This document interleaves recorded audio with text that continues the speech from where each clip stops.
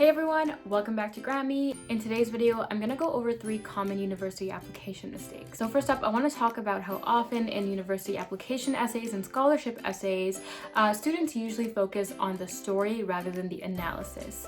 Now, the exposition of the story is important because it kind of gives the setup of what's happening and what your role was, but the more important part of the essay should be how you overcame something, the actions you took. So the analysis of what happened in your role is way more important than the actual story itself. This shows various things. It shows your skills, your leadership, your communication. So make sure when you're writing out your essay, the analysis of your experience is the bulk of your essay, while the exposition and the narration of the actual story is a fraction of that. Secondly, I want to talk about reusing your essays.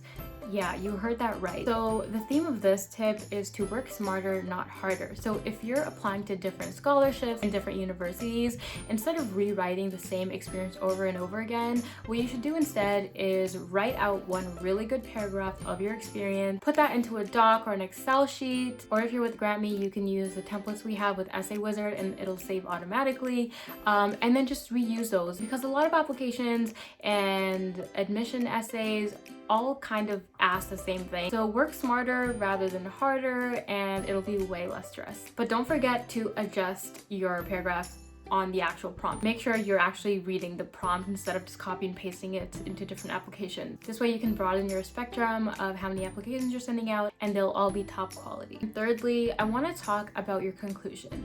Now, the conclusion is often the most forgotten part of essays along with the hook, but conclusions are the last thing that the committee will read and you can make them just as effective as your body paragraphs. Now, to make them as effective as possible, what I would suggest is one, ending off with a self-reflection of what you learned, what skills you used, and how the experience shaped you as a person, and then using that self-reflection to refer to something in the future, such as this is what I want to do at the university that you're applying to, or this is your future career goals.